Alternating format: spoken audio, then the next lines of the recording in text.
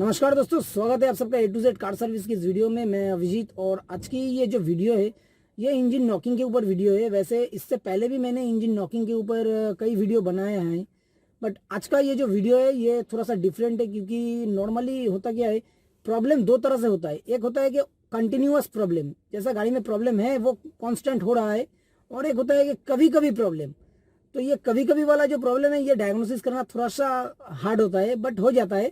और आज का ये जो गाड़ी है इसमें कस्टमर का जो वॉइस है कि गाड़ी मेरा आइडल कंडीशन में या एसी ऑन कंडीशन में कुछ भी प्रॉब्लम नहीं है, बट जैसे ही हम गाड़ी को रन करते, सेकेंड गियर से थर्ड गियर शिफ्ट करते, तो गाड़ी जैसा लगता है कि थोड़ा सा पिकअप बैठ रहा है या थोड़ा सा झटका ले रहा है। अब कस्टमर को पता नहीं रहता है कि क्या, ऑनेस्टली से कि हर एक कस्टमर को पता नहीं रहता, क्योंकि मैं बहुत सारे कस्टमर के साथ रोड टेस्ट वगैरह करता हूँ। तो इंजन नॉकिंग ये सब टेक्निकल टर्म्स इट्स पॉसिबल कि सबको पता नहीं हो सकता है, बट उनको ये लगता है कि गाड़ी रोड जब चल रहा है एक्सीलेटर देने पे गाड़ी नॉर्मली चलेगा, मतलब भागेगा। बट जैसे ही आप एक्सीलेटर दे रहे हैं, जो नॉर्मल पिकअप है उससे जैसे ही पिकअप छोड़ दिया, एक सिलेंडर काम करना बंद कर दिया, तो उसकी इफेक्ट एक्सीलेटर में आपको पता चलेगा, लगेगा कि गाड़ी पीछे से कोई खींच रहा है या पिकअप बैठ रहा है। तो कस्टमर का यही वॉइस है। अब ये प्रॉब्लम लेके ऑलरेडी कस्टमर दो तीन जगह, ये वैसे कहना सही नहीं है, बट कस्टमर ऑलरेडी कुछ दिन से ये सफ़र कर रहा है। और फाइनली जब मैं गाड़ी को ये देखा और मुझे आइडल कंडीशन में, एसी ऑन कंडीशन में कुछ भी नॉकिंग नहीं मिला, तब मैंने गाड़ी को रोड टेस्ट लिया। या तक कि फास्ट जो 10-15 मिनट तक चला गाड़ी, उस तक मुझे भी कुछ प्रॉब्लम लगा नहीं है। बट मैंने फाइनली प्रॉब्लम को कैसे शॉर्ट आउट किया, और इसकी वजह से मतलब कैसे आपको, अगर आपके पास इस तरह का कुछ भी प्रॉब्लम आता है तो आप कैसे इसको चेक कर सकते हैं। कभी कभी वाला जो प्रॉब्लम है इसमें आप स्कैनर का अगर यूज़ करेंगे तो आप खुद 100% सेटिस्फाई हो पाएंगे, और जब तक आप खुद 100% सेटिस्फाई नहीं होंगे तो कस्टमर का आप सेटिस्फाई कर नहीं पाएंगे। वीडियो को कंटिन्यू देखिए, उम्मीद करते हैं कि आपको वीडियो अच्छा लगे। तो जैसे कि आप देख सकते हैं ये Hyundai Verna fluidic petrol model है, और गाड़ी में अभी मैं गाड़ी में बैठ के खरा कंडीशन में, आइडल कंडीशन में है। गाड़ी को पहले रेस दे के दिखाता हूँ। कुछ भी इसमें चेक इंजन लाइट तो ऑन नहीं है, और गाड़ी में बैठ के मुझे कुछ जार्किंग या नॉकिंग कुछ भी महसूस नहीं हो रहा है, बिल्कुल नॉर्मल है आइडल कंडीशन में। और मैंने गाड़ी को स्कैनर से भी कनेक्ट करके देखा, जैसे कि यहाँ पे आप देख सकते हैं। इसमें जो डेटा है, सबसे पहले आपको डीटीसी स्कैन करके दिखाता हूँ। क्या है कि अगर इलेक्ट्रिकल कुछ भी प्रॉब्लम होता है तो इसमें डीटीसी कोड चला आता है, बट इसमें देखिए नो करंट डीटीसी शो कर रहा है। तो इसमें जो प्रॉब्लम है ये कोड भी नहीं इसका आ रहा है कुछ भी। अब मैं इसकी डेटा को एनालिसिस करता हूँ और करके आपको दिखाता हूँ जो प्रॉब्लम है। अब इंजन की करंट डेटा में आने के बाद आपको करना क्या है, जो देखिए यहाँ पे engine misfire cylinder 1 2 3 4 missing relevant, और उसके नीचे टोटल कैटालिटिक डैमेज, ये सब 0 अभी शो कर रहा है। ठीक है, बेसिकली डेटा में आपको देखना क्या है, जैसे कि देखिए misfire current cylinder 1, misfire current cylinder 2, misfire current cylinder 3, misfire current cylinder 4, total counter of missing relevant, missing of cylinder 1 2 3 4, ऐसा करके हर एक सिलेंडर का इंडिविजुअली आपको 1 by 1 दिखा रहा है। सब सारा 0 है, और एंड में total counter of missing relevant, misfiring of all cylinder, and total counter of catalytic damage, missing of, ये देखिए सब सारा ऑप्शन देखिए 0 है। पर्टिकुलर हर एक सिलेंडर का भी अलग अलग करके, एंड एंड में टोटल सिलेंडर का कितना क्या प्रॉब्लम हुआ है वो भी काउंटिंग दिखाएगा। तो यही आपको फॉलो करना है। जैसे ही किसी भी सिलेंडर में मिसफायर होता है तो यहाँ पे ये डेटा चेंज होकर 0 से 1 2 4 ऐसा करके वेरी करता रहेगा। ओके, अब मैं आपको डेटा में डायरेक्ट अभी दिखाता हूँ प्रॉब्लम। अब गाड़ी को थोड़ा सा रनिंग करेंगे रोड टेस्ट में, साथ साथ ये स्कैनर में हमको चेक करना है कि जो भी सारा ये डेटा है ये क्या शो कर रहा है, कौन सा सिलेंडर में कुछ प्रॉब्लम शो कर रहा है या नहीं है। नॉकिंग रहने से इसमें शो कर देगा। तो गाड़ी मेरा अभी ऑलरेडी स्टार्ट है और चल रहा है। इस कंडीशन में देखिए अभी तक तो इसमें 0 ही शो। अभी देखिए सिलेंडर नंबर 3, इस पर नोटिस कीजिए 1 काउंटर, ये थर्ड नंबर सिलेंडर में ऑलरेडी 1 टाइम मिसफायर हो गया है। और टोटल देखिए नीचे 11 टाइम हो गया है टोटल। जब हुआ तब एक मतलब 1 टाइम ओनली मिसफायर हुआ, बट टोटल इसकी काउंटिंग में ये 11 हो गया। और जैसे जैसे ये मिसफायर थोड़ा बढ़ता रहेगा तो ये टोटल में भी काउंट होके ये बढ़ता रहेगा। बट क्या है कि कभी कभी ये ज़ीरो भी शो कर देता है, क्योंकि अगर बहुत देर तक ये प्रॉब्लम नहीं होता है तो उसके बाद जाके फिर ज़ीरो से स्टार्ट होता है।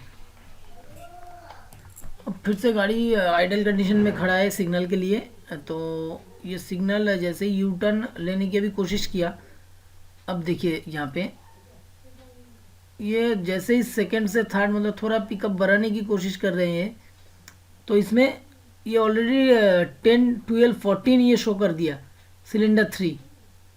ओके, तो और उसके बाद देखिए अभी नहीं हो रहा है ये प्रॉब्लम, फिर नॉर्मल चल रहा है।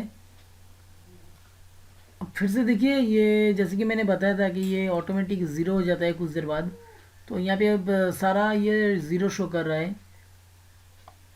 अब मैं आपको एक बार प्रॉब्लम को क्लियर कर देता हूँ। जैसा कि देखिए ऊपर का जो मिसफायर दिखा रहा है 1 2 3 4 सिलेंडर, ये बिल्कुल ज़ीरो है, बट उसके बाद जो total counter of missing relevant missing of cylinder 1 cylinder 2 cylinder 3 दिखा रहा है, तो 1 2 में 0 0 है, बट उसके बाद जो सिलेंडर 3 है उसमें 21 काउंट हुआ है। और इसकी ठीक नीचे देखिए टोटल जो counter of catalytic damage misfiring of cylinder 3 है, ये टोटल मिला के ये 281 टाइम्स मिसफायर हुआ है जो कि दिखा रहा है। और ठीक उसके नीचे देखिए फिर एक बार total counter of missing relevant missing of all cylinder, मतलब टोटल सिलेंडर मिला के कितना हुआ है ये भी दिखा रहा है, और ये 21 दिखा रहा है। तो मतलब जो ऊपर का थर्ड नंबर सिलेंडर है वो 21, सेम टोटल सिलेंडर मिला के भी 21 ही शो कर रहा है। दैट मीन्स बाकी सारा जो सिलेंडर है उसमें ये 0 0 0 है। अगर यहाँ पे 21 दिखा था ऊपर सिलेंडर 3 में, और नीचे total counter of missing relevant 21 में ये उससे ज़्यादा दिखा था 25 या 26 कुछ भी दिखा था, तो दैट मीन्स कि सिलेंडर 3 छोड़ के बाकी किसी और सिलेंडर में भी प्रॉब्लम है। बट इसमें देखिए बिल्कुल दोनों सेम है, तो इसमें सिर्फ सिलेंडर 3 में ही प्रॉब्लम है, इसीलिए ये 21 सिलेंडर में ही दिखा रहा है, मतलब थर्ड सिलेंडर में ही 21 दिखा रहा है। आई होप कि ये आपको थोड़ा सा समझने में मे बी पॉसिबल हो कि अब अगर आपको समझ में ना आए तो फिर से एक बार ये पोर्शन सुन लीजिए। बट इसमें मैंने कोशिश की आपको क्लियर करने का, और इससे ये डायरेक्टली पता चल रहा है कि सिलेंडर 3 जो है इसमें प्रॉब्लम है। हो सकता है स्पार्क प्लग या फिर इग्निशन कॉयल या उसकी जो कनेक्शन है लूज कनेक्शन होने की वजह से, तो वो आगे अभी आपको मैं दिखाता हूँ। अब स्पार्क प्लग को या इग्निशन कॉयल को देखने के लिए हमें सबसे पहले ऊपर का ये जो टैपेट कवर में ये कवर लगा हुआ है चारों 10 नंबर बोर्ड से, इसको रिमूव करना होगा। अब ये कवर हटाने के बाद आपको यहाँ पे चारों सिलेंडर का जो इग्निशन कॉयल है ये दिख रहा है। बट हमें क्योंकि सिलेंडर 3 में प्रॉब्लम मिला है तो पर्टिकुलर सिलेंडर 3 को हम खोल के इग्निशन कॉयल को खोल के एक बार देखेंगे कि कोई भी लूज कनेक्शन, इसमें जो पीछे जैक लगा हुआ है इसमें लूज कनेक्शन है या नहीं। साथ साथ अगर इसमें पानी जाता है या कुछ भी रस्ट दिख रहा है तो तब भी इस तरह का प्रॉब्लम होने की चांसेस है। अब सिंपली ये कनेक्शन तो बिल्कुल ओके है, और ये इसके अंदर कुछ पानी या रस्ट आया कि नहीं ये एक बार देख लेंगे बस। देखिए ये बिल्कुल क्लियर है, कुछ भी पानी या रस्ट नहीं आया है। बट इसकी स्पार्क प्लग को एक बार खोल के चेक कर लेना है।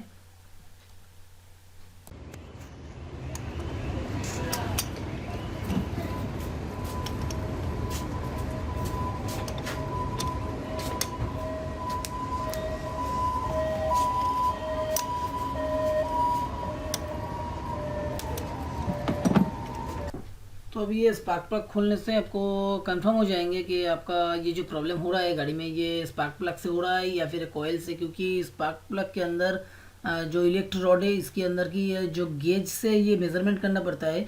ये मॉडल टू मॉडल डिपेंड करता है, बट नॉर्मली 90 से 0.90 से 1 mm तक ये गैप रहता है। इसकी गेज कम ज़्यादा होने से, गैप कम ज़्यादा होने से गाड़ी में मिसफायर होने की चांसेस है।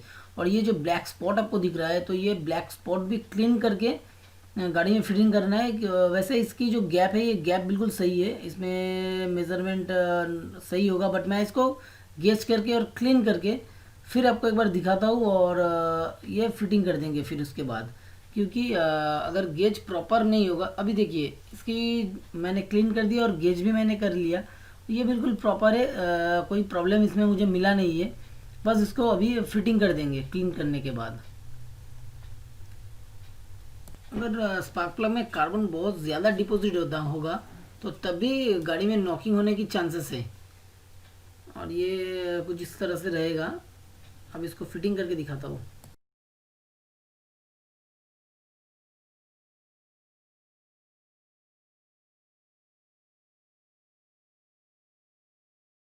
तो फाइनली इस गाड़ी में जो सस्पेक्टेड पार्ट हमें मिला है वो ये इग्निशन कॉयल है। और ये इग्निशन कॉयल को अभी हम इसके साथ चेंज कर देंगे। अभी नया इग्निशन कॉयल फिटिंग कर देंगे सिंपली। बस एक 10 नंबर बोर्ड, पहले कनेक्शन कनेक्शन एकदम प्रॉपर करना है। और इसके बाद 10 नंबर बोर्ड लगा के ये कवर लगा देंगे। और उसके बाद वापस फिर एक बार रोड टेस्ट करके फाइनल करेंगे कि गाड़ी का जो प्रॉब्लम पहले मिसिंग हो रहा था वो डेटा में, वो डेटा अभी क्या शो कर रहा है। ओके,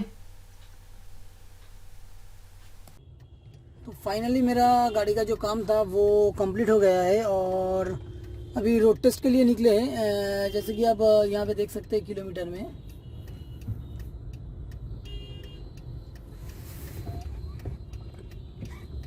तो और साथ में जीडीएस भी मैंने लेके ही निकला।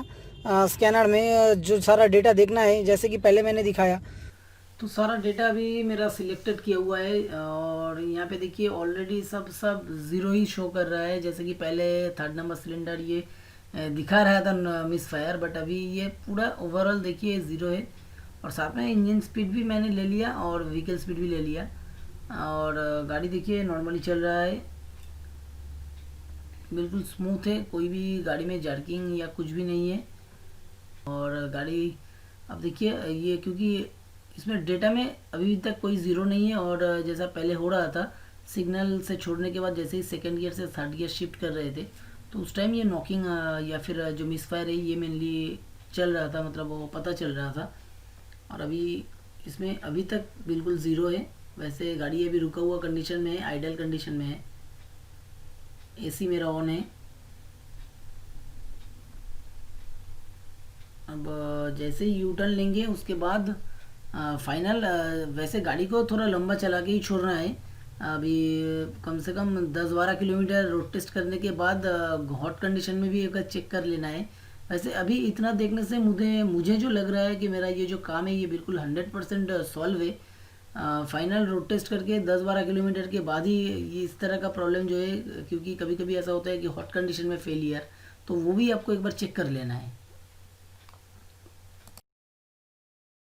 तो दोस्तों उम्मीद करते हैं कि आपको ये जो वीडियो है ये वीडियो अच्छा लगे। और प्लीज़ अगर वीडियो अच्छा लगे तो लाइक और शेयर ज़रूर कर दीजिएगा। और अगर आप मेरे चैनल पे नए हैं तो मेरे चैनल को सब्सक्राइब कर लीजिए, क्योंकि मैं ऐसे ही ऑटोमोबाइल से रिलेटेड छोटे मोटे वीडियो बनाने की कोशिश करता हूँ। मिलते हैं नेक्स्ट वीडियो में।